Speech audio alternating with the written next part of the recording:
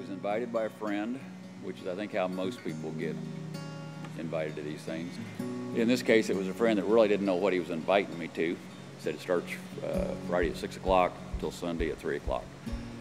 And because Dan's a really good friend, I said, you know, you've got me for the weekend, but after that, my life is full, my plate is full, I've got no capacity for any additional stuff.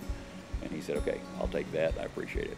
What's funny is left the weekend, Sunday at 3 o'clock, went home. I remember it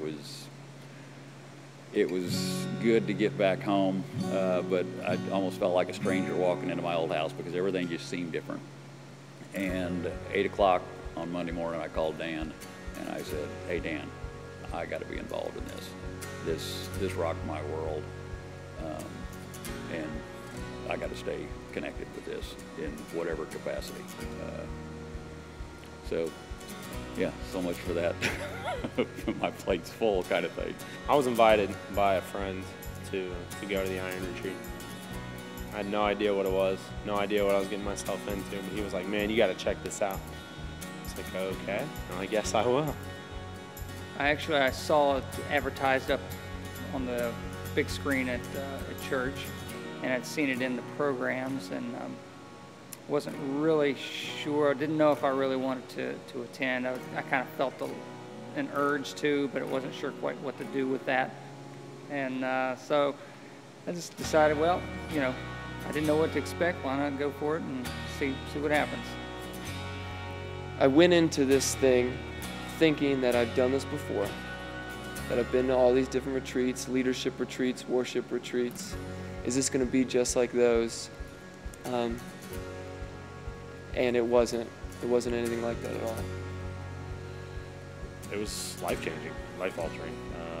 The whole weekend, kind of from the night of like getting there, the nervousness, you kind of feel that kind of wash away a little bit. You begin to get more comfortable with the people that you're there with. And always yearned, I guess, for a close experience or a personal, authentic experience with a God. And so that's really what I was hoping to experience, and he showed up in a big way. If you really like church as you've experienced it and want more of that, this isn't the place to come. It's not a churchy weekend, it's not a religious weekend, but it's an incredibly spiritual weekend, and God is right there smack dab in the middle of it.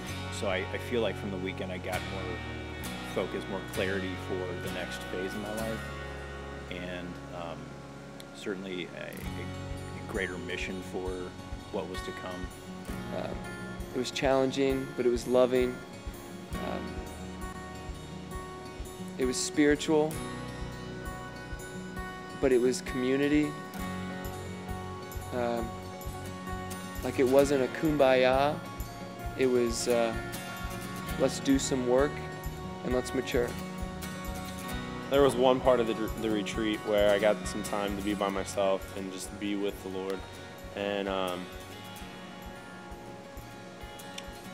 there was this Bible verse in Psalms that it just came to my mind. And when I turned to it, it had talked about how sweet it is to be in the presence of brothers and to just be together with other godly men.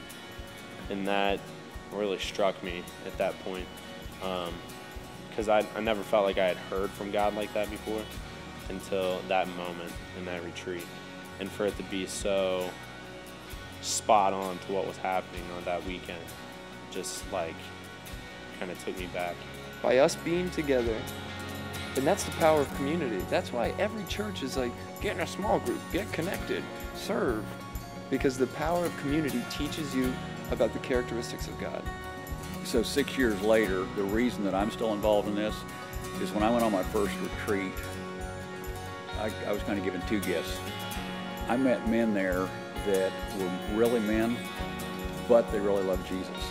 And in my 50 years of living before that, I felt at some deep level I had to make a choice. I could either be a real man with hair on my chest and do things that men do, or I could be a less than man, but I could be a real good Christian and do nice things and be a good person.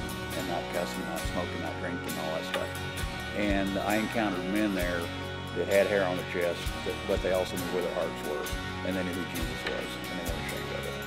And that gave me permission to be the two people I wanted to be. I wanted to be a real man. I also wanted to follow Jesus.